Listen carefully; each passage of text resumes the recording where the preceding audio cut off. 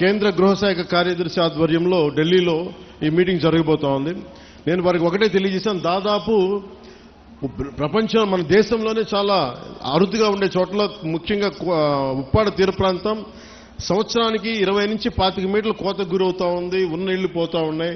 అందుకని see protection వాళ్ళు చాలా అవసరం అని చెప్పి ప్రత్యేకించి చెప్పడం వల్ల ఇది మనం మన సెంట్రల్ హోమ్ మినిస్ట్రీకి చెప్పడం జరిగింది. ఇది 14 మీటింగ్ జరుగుతారు. ఇది నేను మీకు మాట ఇచ్చాను మొన్న ఎలక్షన్ టైంలో కూడా, ఇప్పటికీ నేను మీకు మాట ఇస్తున్నాను. ఆల్రెడీ 14వ తారీఖు అయితే 323 కోట్ల రూపాయలు కాబట్టి ఇలా చేతిలో మంత్రదండం ఉన్నట్టుగా వెంటనే ఇలా నేను చెప్తే అయ్యేది కాదు. చాలా లేయర్డ్గా జరుగుద్ది. సో మొదట 2 మీటింగ్లు అయినాయి, ఇప్పుడు 3వ మీటింగ్ జరుగుతూ ఉంది.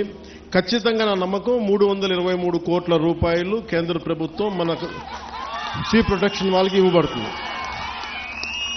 ఇది నేను మీకు మాట ఇస్తున్నాను. నేను కింద పడతానో మీద పడతానో ఇబ్బందులు పడతానో, నేను మన కోసం, మన మత్స్యకారు కుటుంబాల కోసం, మన ఉప్పాడ తీర ప్రాంతం కోసం, మన పిఠాపురం కోసం నేను మీకు మాట ఇస్తున్నాను. ఉప్పాడ సీ ప్రొటెక్షన్ వాల్ ఖచ్చితంగా నిర్మించడం జరుగుద్ది.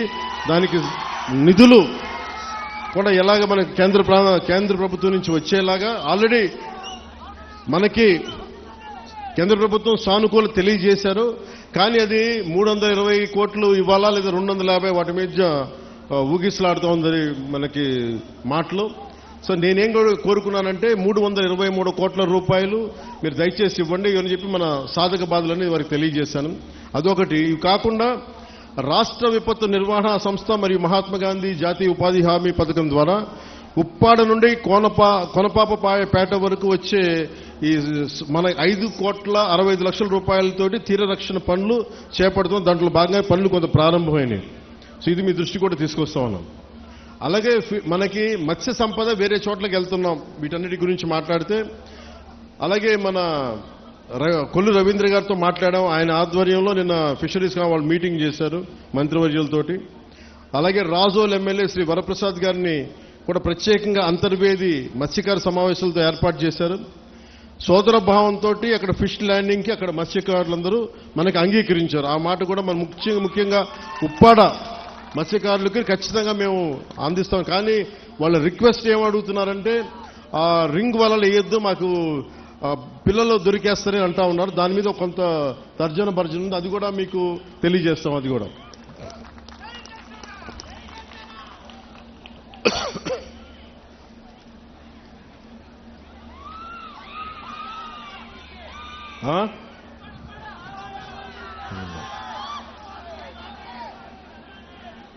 అలాగే పొల్యూషన్కి సంబంధించి కొంచెం డీటెయిల్గా మాట్లాడతాను మీతో.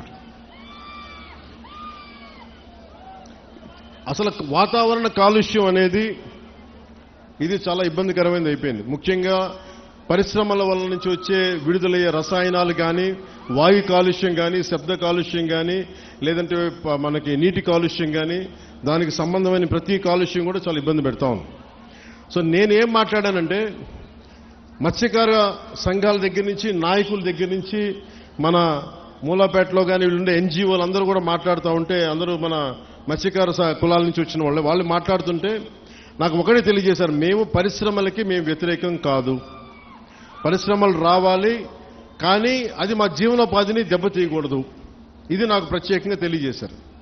సో దాన్ని దృష్టిలో పెట్టుకునే ఇక్కడున్న మన పిఠాపురం, ఈ ఉప్పాడ కొత్తపల్లి ప్రాంతం ప్రజలతో పాటు రాష్ట్ర ప్రజలకు కూడా నేను ఒకటే తెలియజేస్తా ఉన్నాను. ముఖ్యంగా నేను ఎన్విరాన్మెంట్ మినిస్ట్రీగా నేను బాధ్యత తీసుకున్న, pollution control board, PCB, environment బాధ్యత తీసుకున్న తర్వాత, ఫారెస్ట్ బోర్డు బాధ్యత తీసుకున్న తర్వాత ఎక్కడా కూడా పెట్టుబడులు రావాలి, పరిశ్రమల్ని భయపెట్టకూడదు గత ప్రభుత్వం లాగా అని చెప్పి చాలా జాగ్రత్తగా సంయమనంతో తెలియజేస్తా ఉన్నాం. సరే, వాళ్ళ తప్పు లేదని ఉంటే సరిదిద్దుకునేలాగే ఒక ప్రయత్నం చేస్తా ఉన్నాం.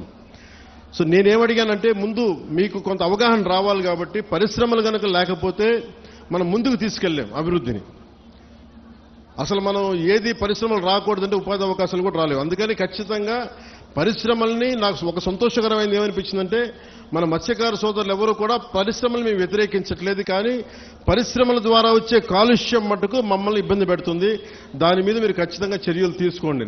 సో నేను మీకు తెలియజేసుకుంటుంది ఏంటంటే, ఇప్పుడు ఉదాహరణకి